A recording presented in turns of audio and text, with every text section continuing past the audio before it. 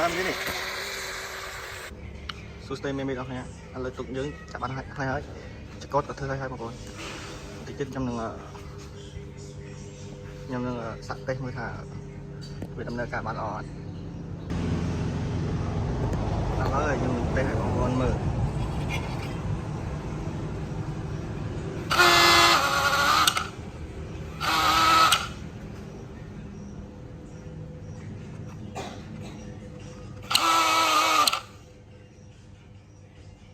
ឥឡូវកូនបងប្អូនកូនហើយកូនបងប្អូន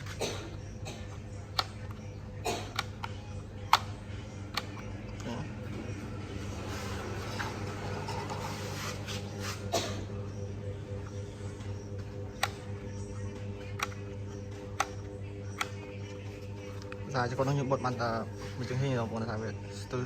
ស្ពេស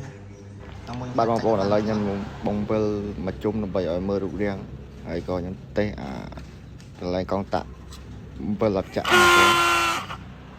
នេះបងប្អូនឥឡូវខ្ញុំកំពុងតេស្តឲ្យមើលហើយមួយទៀតខ្ញុំតេស្តចកឲ្យមើលហើយខ្ញុំនឹងយកទៅដាក់ទឹកឲ្យបងប្អូនមើលទស្សនាអស់គ្នាឥឡូវខ្ញុំបានមកដល់ទីតាំងទឹកហើយឥឡូវខ្ញុំនឹងបញ្ជាបងប្អូនមើលថាល្បឿនហើយនឹងការកាច់ចកហ្នឹងវាបានល្អប៉ុណ្ណាណាមួយចកហ្នឹងខ្ញុំធ្វើទិនត្រូវបងប្អូនដោយសារតែវាកាច់បានតិចដល់ថាទៅយើងកម្លាំងទៅវាអត់ត្រូវមួយចកកាច់បានតិចអញ្ចឹងជាមួយវាក្រោយខ្ញុំថតវីដេអូស្រីចកឲ្យបានស្អាតអូខេទស្សនាវីដេអូហ្នឹងបន្តទៀតតែកុំភ្លេចជួយ Subscribe ខ្ញុំអ្នកមួយបងប្អូនអរគុណច្រើន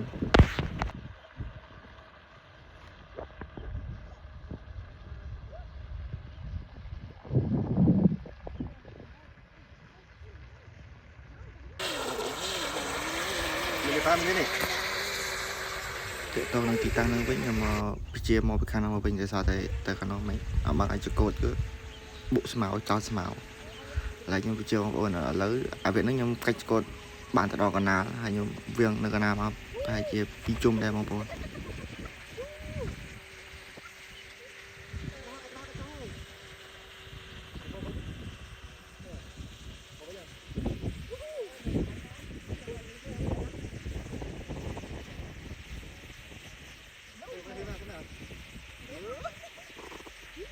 ទឹកឡើងទៅឡើងទៅឡើងអើ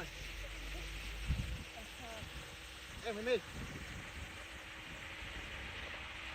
ទៅឡើង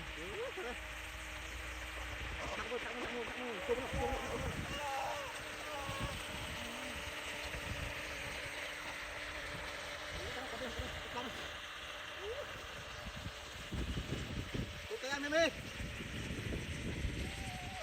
មកទៅឡើង